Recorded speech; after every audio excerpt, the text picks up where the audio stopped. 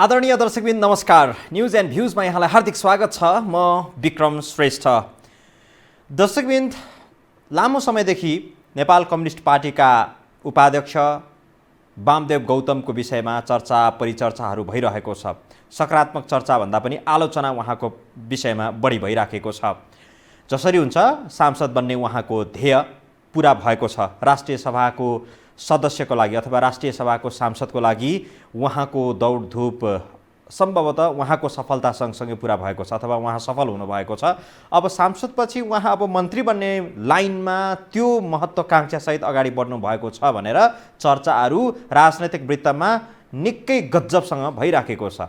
तर उहाँको जो प्रतिनिधि सभाको निर्वाचनमा गएको निर्वाचनमा उहाँले जसरी पराजय बिहोर्नु भयो, त्यसपछि अलि चोर बाटोबाट घुमाउरो बाटोबाट राष्ट्रिय सभाको सदस्य बन्ने विषय र त्यसपछि मन्त्री बन्ने विषयमा यति बेला चौतर्फी आलोचना भइरहेको सन्दर्भमा आज वरिष्ठ अधिवक्ता दिनेश त्रिपाठी सहितले सर्वोच्च अदालतमा रिट दायर गराउनु भएको छ र रिटमा संविधानको मर्म विपरीत संविधानलाई उल्लङ्घन गरेर सांसद बन्ने र मन्त्री समेत बन्ने लाइनमा लागेको भन्दै यसलाई रोक्नका लागि सर्वोच्च अदालतको ढोका ढकढक्याउन अधिवक्ताहरू पुगे। अब यसरी अधिवक्ताहरू सर्वोच्च अदालतको ढोका ढकढक्याउँदै न्यायको माग गर्दै संविधानको मर्मलाई सम्मान गर्न भन्दै त्यहाँ पुग्दै गर्दाखेरि यसले फेरि नयाँ एकपटक संवैधानिक रूपमा यसको बाधा अडचनहरू अथवा यसका सकारात्मक पक्षहरू के हुन सक्छन् भन्ने विषय सतहमा आएको छ र आजको विषय हामीले न्युज एन्ड भ्युजमा यही विषय बनायौँ र अब संवैधानिक सङ्कटको रूपमा अथवा तगारोको रूपमा यो कति रहन सक्छ, वामदेव गौतमको लागि अब आउने चुनौतीहरू के हुन सक्छ, संविधानले रोक्छ कि रोक्दैन भन्ने आजको न्युज एन्ड भ्युजको विषयवस्तु। सबैभन्दा पहिले यहाँहरूसँग एउटा रिपोर्ट प्रस्तुत गर्दछौँ यसै विषयसँग सम्बन्धित रहेर, त्यसपछि फेरि बाँकी विषय जोड्नेछौँ।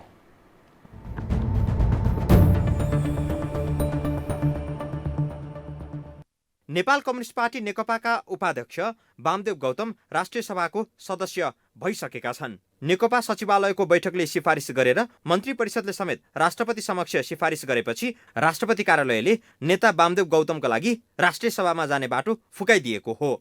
लामो रसाकसीपछि राष्ट्रिय सभाको सदस्य बनेका वामदेव गौतमको अभिष्ट अब सांसदमा मात्रै नरहने निश्चित जस्तै छ। उनी मन्त्री परिषदमा प्रभावशाली मन्त्रालय सहित सरकार सञ्चालनमा सहभागी हुने निश्चित जस्तै छ। चर्चा भएअनुसार उनी उपप्रधान सहित शक्तिशाली मन्त्रीको दाउमा छन्। तर त्यो अभिष्ट पूरा गर्न गौतमलाई संवैधानिक तगारो रहेको कानुनविदहरूको तर्क छ।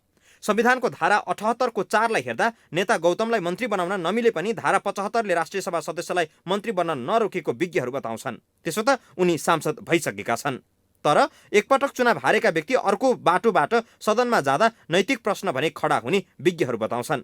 त्यति मात्रै होइन, मन्त्री बन्दा अझ धेरै नैतिक सङ्कट उत्पन्न हुन सक्ने संविधानविदहरूको तर्क छ। नैतिक प्रश्न पनि हो। हारेको मान्छे भोट दिएर कसैलाई हराइएको छ भने तिमी हाम्रो प्रतिनिधि नबन भने हो नि त। त्यस्तो अवस्थामा अब यदि हामीले हाउसमा लैजान्छौँ भने त्यहाँ चाहिँ टिप्पणी गर्ने ठाउँ छ।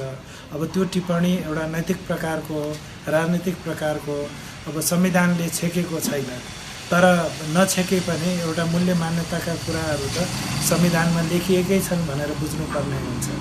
वरिष्ठ अधिवक्ता समेत रहेका राष्ट्रिय सभा सदस्य रामनारायण बिडारीले सांसद र मन्त्री बन्न गौतमलाई कुनै पनि कानुनी अडचन नरहेको टिप्पणी गर्छन्।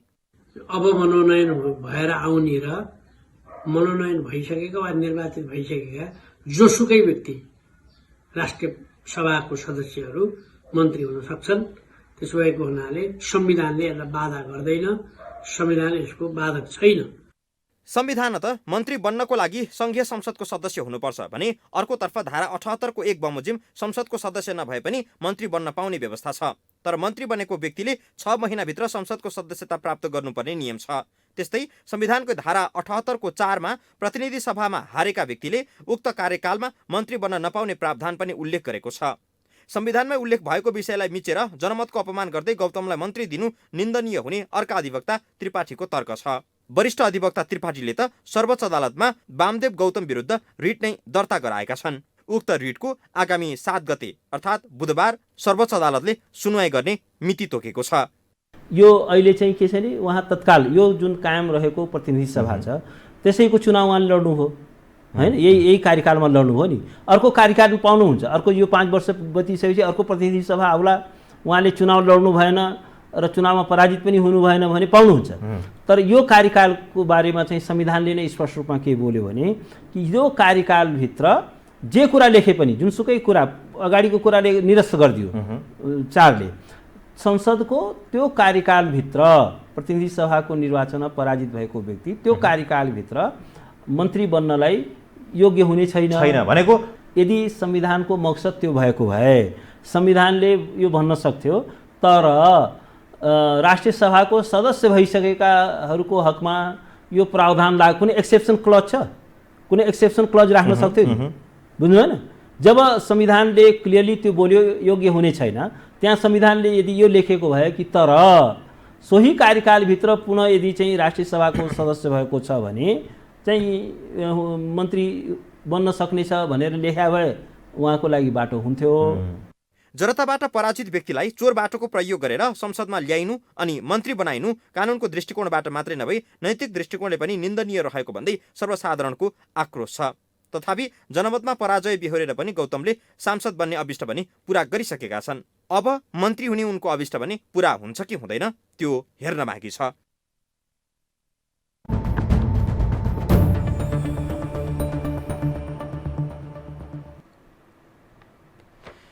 नेता वामदेव गौतमलाई राष्ट्रिय सभामा लैजाने र त्यसबाट मन्त्री बनाउन समेत संवैधानिक रूपमा कुनै अप्ठ्यारो नरहेको भन्दै नेकपाका नेता, राष्ट्रिय सभाका सांसद समेत रहनुभएका अधिवक्ता रामनारायण बिडारीहरू लागिरहनु भएको छ र केही बेरमा माननीय सदस्य, राष्ट्रिय सभाको माननीय सदस्य रामनारायण बिडारी जो अधिवक्ता पनि हुनुहुन्छ, उहाँसँग टेलिफोन कुरा पनि गर्छौँ यसपछि। त्योभन्दा अगाडि नेपालको संविधानको धारा 78 को 1 मा लेखिएको छ, धारा 76 को उपधारा 9 मा जुनसुकै कुरा लेखिएको भए तापनि राष्ट्रपतिले प्रधानमन्त्रीको सिफारिसमा सङ्घीय संसदको सदस्य नभएको कुनै व्यक्तिलाई मन्त्री पदमा नियुक्त गर्न सक्नेछ र त्यसको उपधारा 4 ले वामदेव गौतम अथवा यो प्रक्रियाको लागि त्यसले केही तगारो खडा गर्छ। उपधारा 1 मा जुनसुकै कुरा लेखिएको भए तापनि तत्काल कायम रहेको प्रतिनिधि सभाको निर्वाचनमा पराजित भएको व्यक्ति त्यस्तो प्रतिनिधि सभाको कार्यकालमा उपधारा 1 बमोजिम मन्त्री पदमा नियुक्तिका लागि योग्य हुने छैन। धारा 1 मा जुनसुकै कुरा लेखिएको भए पनि तत्काल रहेको प्रतिनिधि सभामा पराजय बिहोरेको भनेको वामदेव गौतम बर्दियाबाट पराजय बिहोर्नु भएको थियो। पराजय बिहोरेका व्यक्ति मन्त्री पदको लागि अनुपयुक्त हुनेछ भनेर उपधारा 4 ले लेखिसकेपछि यही उपधारा 4 लाई टेकेर, विशेष गरी यही उपधारा 4 लाई टेकेर वरिष्ठ अधिवक्ता दिनेश त्रिपाठीले सर्वोच्च अदालतमा रिट दायर गर्नुभएको हो। यसको सुनवाई सर्वोच्च अदालतमा आगामी बुधबार अर्थात् 7 गते सुनवाईको लागि पेश तोकिएको छ। अब यो विषयहरू कसरी अगाडि बढ्छ भन्ने विषय आजको न्युज एन्ड भ्युज र आम सर्वसाधारण दर्शक महानुभावहरूको पनि फोन प्रतिक्रिया लिन्छौँ। तर त्योभन्दा अघि पनि नाम मैले जोडेँ, नेकपाको नेता, राष्ट्रिय सभाको सांसद एवं वरिष्ठ अधिवक्ता रामनारायण बिडारी, उहाँसँग हामी यो विषयमा थप कुराकानी गर्छौँ। किन वामदेव गौतमलाई कुन संविधानले के रोक्दैन यी लगायतको विषयमा हामीले जो चर्चा गरिरहेका छौँ, यो विषयमा कुराकानी गर्न प्रत्यक्ष टेलिफोन सम्पर्कमा जोडिनु भएको छ। मान्यज्यू नमस्कार। नमस्कार। जस्तो आज हामीले विषय उठायौँ वामदेव गौतमको विरुद्धमा अथवा राष्ट्रपति कार्यालय, प्रधानमन्त्री तथा मन्त्री परिषदको कार्यालय र नेकपाको निर्णय समेत भएको कारण नेकपालाई समेत विपक्षी बनाई सर्वोच्चमा आज जसरी रिट दायर भएको छ, यसलाई तपाईँ कसरी लिनुहुन्छ? अब रिट हाल्नु, नागरिकहरूले चाहिँ सुसूचित हुन खोज्नु, नागरिकहरूले संविधानको व्याख्याको माग गर्नु, संविधानको व्याख्या गर्ने अन्तिम अधिकार सर्वोच्च अदालतको भएको हुनाले उसँग व्याख्या गरिदेऊ भन्नु, त्यो सामान्य प्रक्रिया हो। यसलाई महत्त्वपूर्ण, एकदम भयङ्कर, गजबको उत्पात गरेको केही होइन। अब अदालतले पनि वर्तमान संविधानको बनावट हेर्छ, त्यसको भावना हेर्छ, मर्म हेर्छ र व्याख्या गर्छ। मेरो आफ्नो चाहिँ व्यक्तिगत रूपमा व्याख्या भन्नुहुन्छ भने वामदेव गौतमलाई संवैधानिक रूपले मनोनयन गर्नु कानुनी रूपले, संवैधानिक रूपले खराब होइन, गलत होइन, संवैधानिक होइन। तर नैतिक रूपले, राजनैतिक रूपले कुरा गर्ने हो भने त्यो अर्को विषय हो, त्यो फरक विषय हो। त्यसो भएको हुनाले यसलाई यही प्रकारले चाहिँ बुझ्नु पर्यो। तर यसलाई गलत त गलतै हो नि, जस्तो संविधानको धारा 78 को उपधारा 4ले त प्रत्यक्ष रूपमा उहाँलाई अवरोध सिर्जना गर्छ अथवा संवैधानिक सङ्कट त छ नि, संविधानलाई नै मिचेर यसरी काम गर्न अगाडि बढ्न सकिन्छ? संविधान मान्छेको बुझाइ नै के हो भने धारा 76 र धारा 78 दुईटालाई मिसाएर हेर्न पर्यो कि संविधानको एउटा धारा हेर्ने अर्को धारा नहेर्ने गर्न मिलेन। त्यसकारणले संविधानले प्रतिनिधि सभामा निर्वाचनमा पराजित भएको व्यक्ति राष्ट्रिय सभामा मनोनयन वा निर्वाचित हुन सक्दैन भनेर लेखेको छ। त्यो लेखेको छैन। अब मन्त्री हुन सक्छ कि सक्दैन भनेर चाहिँ एक ठाउँ लेखेको छ। त्यो चाहिँ नि सङ्घीय संसदको सदस्य नभएको व्यक्ति पनि मन्त्री हुन सक्छ भन्ने धारा 78 को कुरा हो। सङ्घीय संसद सदस्य भएको व्यक्ति प्रधानमन्त्रीले चाहेर मन्त्री बन्न सक्छ भनेर लेखेको 76 हो। अहिले मन्त्रीको कुरा भएको छैन, उहाँ मन्त्री हुनुहुन्छ कि हुनुहुन्न थाहा भएन। मन्त्री हुन पनि कानुनले छैन।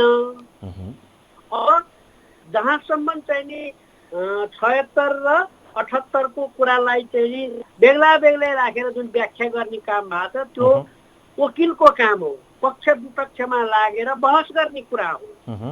अब एउटा संविधानविदको हैसियतले, एउटा कानुनको अभ्यासीको हैसियतले, एउटा संविधान निर्माताको हैसियतले, एउटा संविधान मस्यौदाकारको हैसियतले भन्नुपर्दा चाहिँ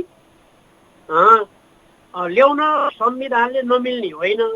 अब नैतिक रूपले मिल्दैन भनेर कराउने त नैतिक रूपले त मसँग सोध्ने कुरा होइन, जो जानेर ल्याउँथ्यो उसले सोध्ने कुरा। ठिक छ, नैतिक रूपमा नैतिक प्रश्न त आफ्नो ठाउँमा छ। जस्तो संवैधानिक हिसाबले पनि अब तपाईँले 76 को कुरा गर्नुभयो, तर 78 को उपधारा 4 मा त प्रश्न भनिएको छ नि त, पराजय बिहोरेको सोही समयको प्रतिनिधि सभाको निर्वाचनमा पराजय बिहोरेका व्यक्तिलाई मन्त्री पदमा नियुक्तिका लागि योग्य हुने छैन भनेर त प्रष्टसँग संविधानमा लेखिएको छ। तपाईँले भन्नुभयो 76 र 78 अलग अलग हेर्ने काम त वकिलको काम हो भनेर भन्नुभयो।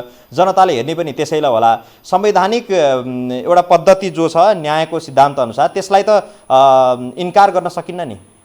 अब विक्रमजी के भनौँ मैले होइन, 78 चाहिँ सङ्घीय संसदको सदस्य नभएको व्यक्ति मन्त्री बन्ने तरिका लेख्या हो। हामीले संविधान बनाउने बेलामा के भन्ने हो भने सङ्घीय संसदको सदस्य नभएको व्यक्तिलाई पनि प्रधानमन्त्रीले मन्त्री बनाउन सक्छ भनेर 78 मा लेख्यो। हो त्यस्तो मन्त्रीलाई चाहिँ चुनाव हारेकोलाई नबनाऊ है भनेर लेख्यो। यहाँ त चुनाव हार जितको कुरा च्याप्टर क्लोज हो। मिले पनि नमिले पनि, राम्रो भए नि नराम्रो भए पनि, झ्यालबाट आए नि ढोकाबाट आए पनि सङ्घीय संसदको सदस्य भइसक्नुभयो नि। अब सङ्घीय संसदको सदस्य अहिले भइसक्नु भनेपछि सांसद भइसकेपछि तपसिलका विषयहरू ओझेलमा परे। अब त्यसमा विचार विमर्श र व्याख्या गरिरहन आवश्यक भएन। मन्त्री बन्ने कुरा चाहिँ मिल्छ भने अब नगरे भए हुन्थ्यो भन्ने हो भने यसलाई अर्को तरिकाले व्याख्या गर्न सकिन्छ। नेकपालाई 5 वर्ष सरकार चलाउन जनताले जनमत दिएका हुन्। के मान्छे को मान्छे कस्ता मान्छे ल्याएर सरकार चलाउने हो उसले चाहिँ आवश्यकता अनुसार संविधानसँग नमाजिने गरी गर्न सक्ने हो। तर जनतामा एउटा नैराश्यता छ, आलोचना पनि बढिराखेको छ। अब तपाईँ त राष्ट्रिय सभाको सदस्य, तपाईँको खरो अभिव्यक्ति पनि आउँछ सरकारको पक्षमा विपक्षमा, अथवा जे स्थिति सत्य हो त्यो तपाईँले ओकल्नु पनि हुन्छ। तपाईँको पक्षमा आम सर्वसाधारणले ठुलो विश्वास र भरोसा पनि राखिरहेका छन्। अनि तपाईँहरू पनि यो खालको लबिङमा लागेपछि जनताले विश्वास कसलाई गर्ने यो प्रश्न सबैले सोधिराखेका छन्। यसलाई सोध्नुहोस् त, यो मैले लबिङ गरेको होइन। म वामदेव गौतमजीको समर्थक उहाँलाई ल्याउनुपर्छ भन्ने प्रस्तावक होइन। उहाँलाई नल्याए भए हुन्थ्यो, किन ल्या होला भनेर मनमा लाग्या हो, नल्याए भए पनि हुन्थ्यो भन्ने पनि हो। तर संविधानमा लेखेको कुरा त मैले चाहिँ एउटा संविधानको चाहिँ नि मस्यौदाकार, एउटा संविधानको अध्ययनकर्ता, एउटा संविधानविद, एउटा कानुनविदको हैसियतले मैले जनतालाई ढाँट्नु भएन नि। भनेपछि अब भ्रममा पार्नु भएन नि। अब संवैधानिक सङ्कट छैन, यो रिट दायर जो गरिएको छ यो पूर्वाग्रही रूपमा गरियो भन्ने यो निष्कर्ष निकाल्दा हुन्छ होइन। रिट दायर गर्नेलाई त मैले सुरुमा भने यो उसको हक हो, रिट निवेदकको हक हो, उसले सूचना पाउनु, अधिकार खोज्नु, व्याख्या माग्नु, सर्वोच्चलाई गुहार्नु उसको अधिकार हो, सामान्य कुरा हो। यो गरेकोमा मेरो कुनै विरोध छैन। खालि मैले संविधानको व्याख्या गर्ने क्रममा संविधान चाहिँ यस्तो छ है भने अब पार्टीले नल्या भए हुन्थ्यो, नगर्या भए हुन्थ्यो, पार्टीले चाहिँ नि अरू मान्छेलाई बनाइदिया भए हुन्थ्यो भनेर अभिलाषा राख्नु त बेग्लै कुरा हो नि। गरिसक्यो, भइसक्यो, पुगिसके, सहज खाइसके, अनि के भन्नु? तपाईँ यही कुरा काङ्ग्रेसका जेन्युन वकिलहरूलाई सोध्नुहोस्, उहाँले हुन्न भन्नुहुन्छ। तपाईँले वरिष्ठ अधिवक्ताहरू कयौँलाई सोध्नुहोस्, होइन भन्नुहुन्छ। अब केही अधिवक्ताहरू हो भनेर हिँड्नुहुन्छ, के गर्ने थियो? हो भन्ने अधिवक्ताहरू चाहिँ नेकपा निकटका अधिवक्ताहरू रहे होइन त?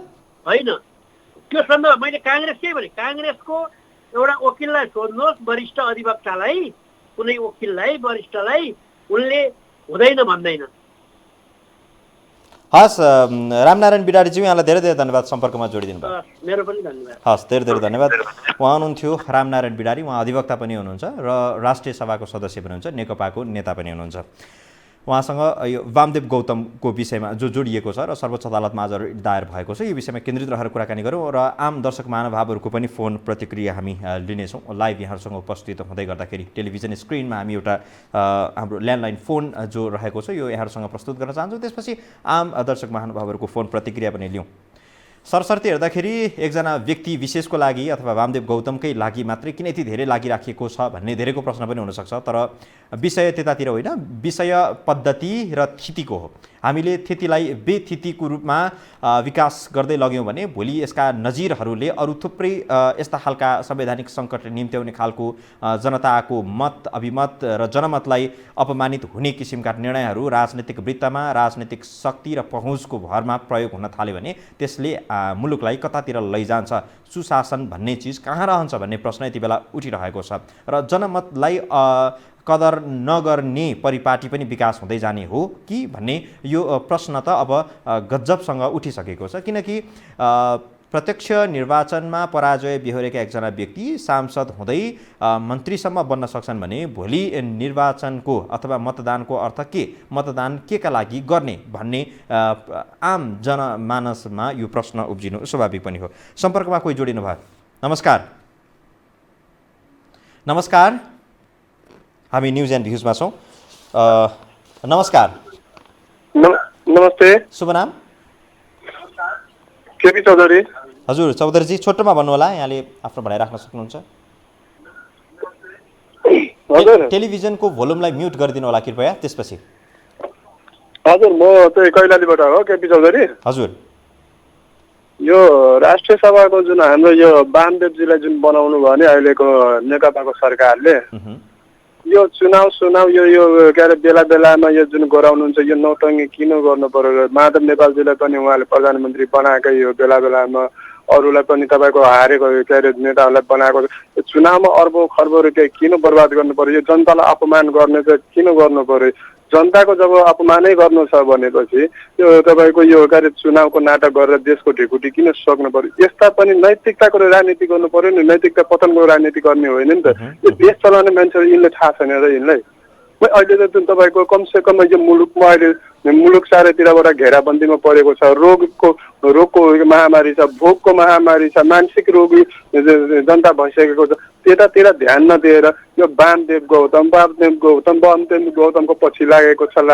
यो कमसेकम यी नेताहरूले कमसेकम यो जनताको त थोरै भए पनि त यिनलाई कमसेकम तपाईँको जनताको त के अरे अपमान नहुने तरिकाले यिनीहरू काम गर्नु। नैतिकता भन्ने कुरो त यो राजनीतिमा छ, हुनु पर्ने तर छँदै छैन। नैतिकता पतन भइसकेको यी नेताहरू रहेछन्। म यति मात्रै भन्छु। हस्, तपाईँलाई धेरै धेरै धन्यवाद चौधरीजी।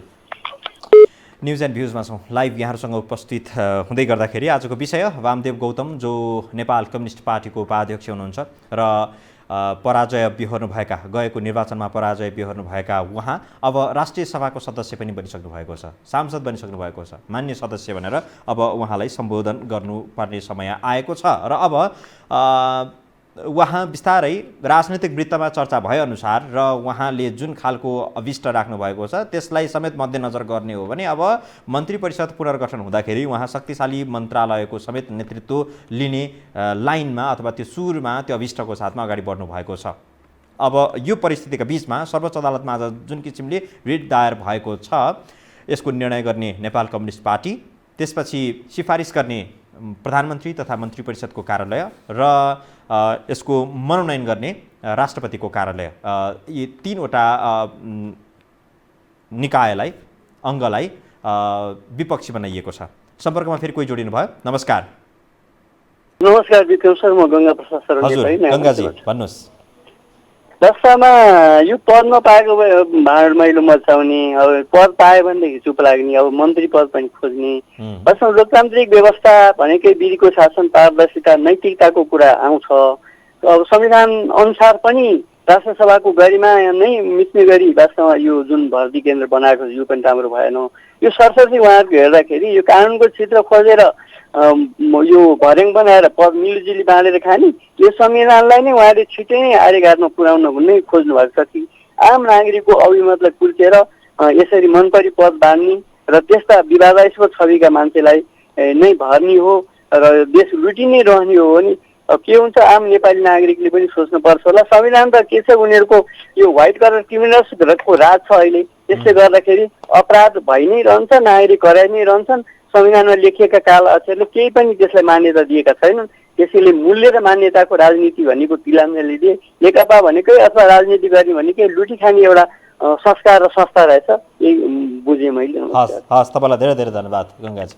अब त यसरी चर्चा हुन थालेको छ कि जनस्तरमा संविधान भनेको, संविधानको धाराहरू त यसरी निर्माण गरिएका हुन्छन् कि यसलाई वैध कारोबारको रूपमा, वैध व्यापारको रूपमा, एउटा कानुनी एउटा पुस्तकको दस्तावेजको रूपमा अगाडि सारियो संविधानलाई भनेर समेत व्याख्या हुन थालेको छ कि अघि भर्खरै सांसद रामनारायण बिडारीले भन्नुभयो जस्तो अधिवक्ताहरूले धारालाई केस्रा केलाएर व्याख्या गर्छन्, सबैको आफ्नो अनुकूलको व्याख्या हुन्छ भनेर भन्नुभएको छ। र यसलाई कसरी बुझ्न सकिन्छ भने विभिन्न धारामा विभिन्न किसिमले स्पष्टभन्दा अस्पष्ट रूपमा विषयहरू उल्लेख गर्ने र ती अस्पष्ट विषयहरूलाई आफू अनुकूलको व्याख्या गरेर आफू अनुकूलको फैसला गराउनका लागि समेत अधिवक्ताहरूले त्यसरी तर्क वितर्क गर्ने गरी संविधान निर्माण गरिएको हुन्छ। अथवा अधिवक्ताहरूले कानुनका मसिना ससाना छिद्रहरूलाई केलाएर आफू अनुकूलको व्याख्या गर्ने र आफ्नो अभिष्ट पुरा गर्नका लागि समेत संविधान त्यसरी उपयोग भइरहेको छ। अब सम्पर्कमा फेरि कोही जोडिनु भयो। नमस्कार। नमस्कार। नमस्कार, म बनस्थलीबाट नेत्रबहादुर बस्नेत हो। हजुर नेत्रजी। मैले यहाँ अलिकति उ राख्ने, आज साह्रो दुःखद घटना सुन्न आयो।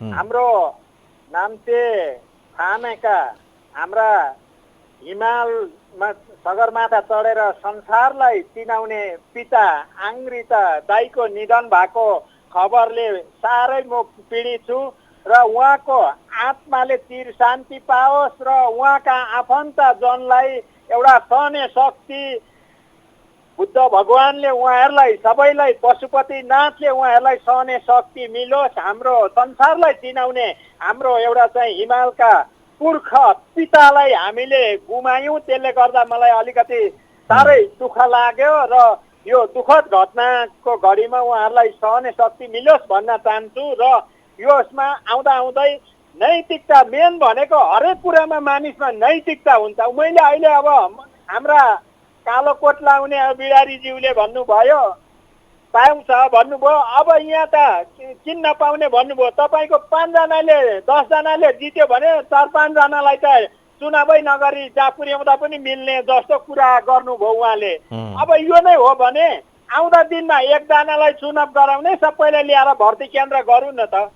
किन खर्च गर्ने? त्यो खर्च गर्ने पैसाले उद्योग कल कारखाना खोलौँ। हाम्रा युवा वर्गहरू विदेशमा पलाइन्छन्। हाम्रो हिरामती सुन खानीको देश यो संसारलाई, नेपाल जस्तो देश संसारमा मैले अहिलेसम्म देखेको पनि छुइनँ, थाहा पाएको पनि छुइनँ। तर हाम्रो देशलाई अहिले संसारकै कङ्गाल देश बनाएका छन् यी नेताले। यही कारणले गर्दा हो। तर मुद्दा हालेछन् उहाँ, अब उहाँकै वकिल हुनुहुन्छ, उहाँहरूकै न्यायालय हो। अब पुलिस हाम्रो चाहिँ एउटा जनताको सुरक्षाकर्मी हो, तर अहिले चाहिँ नेकपाको सुरक्षाकर्मी भएको छ, जनताको सुरक्षा भएको छैन।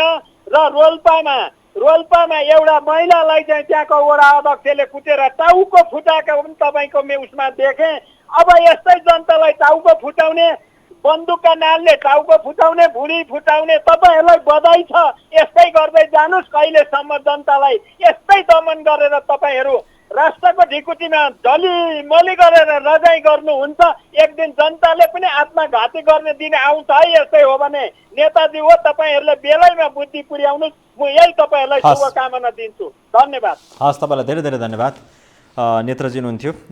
हामी न्युज एन्ड भ्युजमा छौँ, लाइभ यहाँहरूसँग उपस्थित भएका छौँ। टेलिभिजनको स्क्रिनमा देखिनु भएको जुन यो नम्बर छ यसमा तपाईँले फोन गरेर आफ्नो प्रतिक्रियाहरू जनाउन सक्नुहुनेछ र थुप्रै प्रतिक्रियाहरू सामाजिक सञ्जाल मार्फत पनि हामीलाई प्राप्त भइरहेको छ प्रतिक्रियाको रूपमा। सम्पर्कमा फेरि कोही जोडिनु भयो। नमस्कार। हजुर नमस्कार, म बालुवाटारबाट किशोर घिमिरे बोल्दैछु। हजुर किशोरजी भन्नुहोस्। यो हाम्रो संविधान बनाउँदाखेरि हजुर न हाम्रा कुराहरू चाहिँ यिनीहरूले चाहिँ नेताजीहरूले चाहिँ सुन्नुभएको हो, हजुर न उहाँहरू संविधानहरू बनाइसकेपछि चाहिँ यसलाई चाहिँ छलफलमा ल्याउनु भएको हो। अहिले भर्खरै हाम्रो विधायक सरको मैले कुरा सुन्दै गर्दाखेरि यहाँ त संविधान कस्तो बनेको रहेछ भने अब झ्याल ढोका फुटाएर चाहिँ सोध्न पाइँदैन भनेर लेखियो। अनि पछि गएर चाहिँ चोरभित्र पर्छन्, भित्र गएर पसिसकेपछि मैले झ्याल ढोका त फुटाएको छु नि, मैले त बार्दली फुटाएर म भित्र आएको छु भनेर चोर्न पाइने पनि त सुविधा लेखिएको रहेछ। यस्तो संविधान हाम्रो देश कहिलेसम्म चल्ने होला हजुर? यो त साह्रै नै अप्ठ्यारो जस्तो पो देखिन्छ त ल। धन्यवाद हजुर। हस्, तपाईँलाई धेरै धेरै धन्यवाद। एकदम महत्त्वपूर्ण विषय उठाउनु भयो र हाम्रो नेपालको संविधानको जति पनि धाराहरू छ अथवा व्यवस्था गरिएका विषयहरू छन् त्यसमा अधिवक्ता अनुकूलको आफ्नो स्वार्थ अनुकूलको व्याख्या अपव्याख्याहरू गर्न पाउने अथवा गर्न सक्ने गरी छुट दिएर संविधानहरूको धाराहरूको व्यवस्था गरिएको छ अथवा संविधानहरूको व्यवस्था गरिएको छ, जसको कारणले गर्दाखेरि यति बेला यस्तो यस्तो सङ्कटको बेलामा यस्तो यस्तो अप्ठ्यारोहरूको समयको बेलामा जनहित विपरीत निर्णय गर्नका लागि समेत त्यस्ता कानुनका छिद्रहरू उपयोग गर्न मिलाइएको छ, जसको कारणले गर्दाखेरि जनताको जनमतको अपमान त भइ नै रहेको छ र यो एउटा अर्को दृष्टान्त पनि हो। सम्पर्कमा कोही जोडिनु भयो। नमस्कार। नमस्कार। नमस्कार हजुर। शुभ नाम? म यहाँ तारकेश्वरबाट सन्तोष भुसाल बोलेको हजुर। शुभ नाम फेरि भन्नु होला कृपया। सन्तोष भुसाल। सन्तोषजी भन्नुहोस्। छ नि हजुर। हजुर के हामीले बोलेको कुरा यी काण्ड भएका सरकारले सुन्ला त? हामी प्रस्तुत भइरहेका छौँ। त्यही त यिनीहरू अब किनभने अब हारेको मान्छेले चाहिँ ल्याएर के सत्तामा लिएर ल्याउने होइन। अनि जुन अस्ति अब हाम्रो कुलमान अङ्कल हुनुहुन्छ नि हजुर, खास उहाँले ल्याउनु पर्ने हो नि होइन र? हजुर तर उहाँ हारेको मान्छेले ल्याउने, अब जो मान्छेले राम्रो काम गर्छ त्यो मान्छेले हटाउने होइन। जो मान्छे राम्रो काम गर्दैन, जो मान्छेले नराम्रो गर्छ त्यो मान्छेले ल्याउने, यस्तो भइरहेको छ क्या हाम्रो देशमा। हजुर तर यो चाहिँ अलि राम्रो भएन। तर खै हाम्रो देशको नेताहरू के भएको हो है? मलाई जाँच लाग्छ सर यी थोत्रा टेम्पोहरूलाई चाहिँ हटाउनु पर्छ के? हजुर भने थोत्रा टेम्पो हो होइन, यी थोत्रा टेम्पोहरूलाई चाहिँ हटाउनु पर्छ। यो थोत्रा टेम्पोहरूलाई नहटाएसम्म हाम्रो देशमा हाम्रो नेपालमा कहिले राम्रो हुँदै हुँदैन ल। हस्, तपाईँलाई धेरै धेरै धन्यवाद सन्तोषजी। तपाईँलाई धेरै धेरै धन्यवाद। न्युज एन्ड भ्युजमा यहाँहरूसँग उपस्थित छौँ, लाइभ यहाँहरूसँग प्रस्तुत भइरहेका छौँ। सम्पर्कमा फेरि कोही जोडिनु भयो। नमस्कार। कोही जोडिने क्रममा हुनुहुन्छ। नमस्कार सर। नमस्कार हजुर। शुभ नाम? म दुर्गा हो सर, मुलपानीबाट। हजुर दुर्गाजी। सर जुन राष्ट्रिय सभामा बाबुरामलाई ल्याउने त धेरै राम्रो काम गर्यो यो सरकारले होइन सर? हजुर।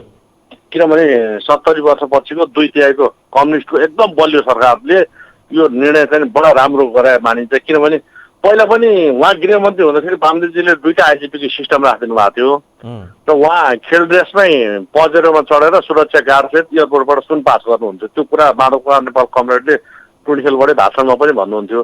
किनभने उहाँ जस्तो मान्छे अहिले पार्टीको लागि असाध्यै आवश्यक छ क्या सर। किनभने उहाँले 5-7 रुपियाँ जग्गा उहाँ जिरो चप्पलबाट लाएर आउनुभएको, एउटा झोला बोकेर काठमाडौँ आउनुभएको मान्छे अहिले उहाँको भैँसी पार्टीमा 5-7 रुपियाँ जग्गा र धेरै पैसा छ उहाँसँग। त्यस कारणले अब पार्टीलाई उहाँले धेरै राम्रो राम्रो काम गर्नुहुन्छ। त्यस कारणले नेकपामा यस्ता मान्छेहरू अझ 10-8 जना चाहिन्छ सर। अब यो अहिले नयाँ बन्ने मन्त्रीमण्डल हेरफेर हुँदैछ सर भोलि पछितिर, त्यसमा वामदेव जस्ता यस्ता देवहरू धेरै मान्छे भित्रिनुपर्छ र अर्को चुनावमा उहाँहरूलाई जिरो गराउनुपर्छ। त्यस कारणले वामदेव जस्ता भित्राउन आवश्यक छ भन्न चाहन्छु सर। हस्, तपाईँलाई धेरै धेरै धन्यवाद। व्यङ्ग्यात्मक अभिव्यक्ति थियो उहाँको। न्युज एन्ड भ्युजमा आजको विषय जो उठाएका छौँ र सर्वोच्च अदालतमा रिट दायर भइसकेपछि को परिस्थितिहरूको बारेमा आम सर्वसाधारण दर्शक महानुभावहरूको प्रतिक्रिया लिउँ भन्ने हाम्रो ध्येय हो। सम्पर्कमा फेरि कोही जोडिनु भयो। नमस्कार। नमस्ते। शुभ नाम? म डल्ले बरेस कार्की। हजुर, छोटोमा। हिजोदेखि तपाईँहरूको टेलिभिजनको त्यो स्क्रिन एकदम डिस्टर्ब भइरहेछ है। हजुर। यसको साउन्डहरू पनि डिस्टर्ब भइरहेछ। हजुर। के भएर होला होइन। अनि अब चाहिँ म चाहिँ के भन्न चाहन्छु भने हामी चाहिँ अब जति के अरे कुवाको भ्याएको त जति उफ्रे पनि कुवामै भन्छ नि, कि हामी आम सर्वसाधारण नागरिक र जनता चाहिँ त्यही कुवाको भ्याएको त मात्रै नेपालको त्यति मात्रै हुने हो कि त्योभन्दा पनि बाहिर केही गर्ने हो। अब चाहिँ केही गर्ने बेला आउँछ कि जस्तो आउँछ होला दिन होइन। किनभने अब यो त साह्रै नै अब हामीले त्योभन्दा अब यो तपाईँको टेलिभिजनबाट तपाईँको यसमा सञ्चार माध्यमबाट हामीले कतिचोटि यो हारेको मान्छेलाई सरकारमा होइन अब यो अब उहाँहरूको दुई दम्बको बल देखाएको हो कि देखाएको हो होइन। के भन्छ फेरि एउटा भन्छ नि एउटा मर्ने के अरे निप्ने बेलाको बत्ती एकदमसँग चर्कोसँग बल्छ भन्छ नि, हो त्यस्तो भएको हो कि म त छक्क पर्छ। अब यो सरकारले हामीले अब सहयोग गरेको पनि हो, भोट दिएको पनि हो, राम्रो हुन्छ। यो यत्रो के अरे यो कति धेरै 6 महिनामा 9 महिनामा मन्त्री फेर्ने यो के अरे यो देशलाई एकदमै बन्धकमा बनाइराखेर अब एक राम्रो बलियो सरकार दिए भने यो केपी ओलीले फेरि पहिला के भन्थे भने एकदम बोलेको एकदम पक्का छ, उहाँलाई चाहिँ भोट दिनुपर्छ भनेर होइन। त्यत्रो उ गर्थे। अब उहाँले अहिले उहाँको मान्छेहरूले एमाले सुन्दैछ भने राम्रोसँग सुन्नुहोस् तपाईँहरूले। अब एकजना मान्छेले या दुईजना मान्छेले पार्टीको 10 जना 5 जना जतिजना अहिले त्यो उसमा पावरमा बसेको छ त्यो सबैजनाले सुन्नुहोस्। 5, 10, 15 जना मान्छेले गर्दा तपाईँको सिङ्गो त्यत्रो वर्षको पार्टी डामाडोल र के अरे खरानी धुलो हुँदैछन्। जस्तो काङ्ग्रेसले खतम भएर गयो त्योभन्दा पनि पतङ भएर जान्छ। किनभने अब तपाईँहरूभित्र पनि योग्य मान्छे छ होला, तपाईँहरूले नै आवाज उठाएर यसलाई ठिक पार्नुपर्छ। हामीले तपाईँहरूलाई विश्वास गरेर पठाएको, तपाईँहरूले हाम्रो के मानो खानुहुन्छ, हामीले जनताले दिएको कर खानुहुन्छ र तपाईँहरूले चाहिँ अब पार्टी जोगाउनुहुन्छ भने तपाईँहरूभित्रबाट नै उठेर केही न केही गर्नुहोस्। होइन भने चाहिँ आम नागरिक उठ्नु पऱ्यो भने तपाईँहरूको चाहिँ पतङ कहाँसम्म पुग्छ भन्ने कुरा चाहिँ अब थाहा छैन भन्न चाहन्छु। म यति मात्रै भन्छु। धन्यवाद। हस्, तपाईँलाई धेरै धेरै धन्यवाद यस कार्कीजी।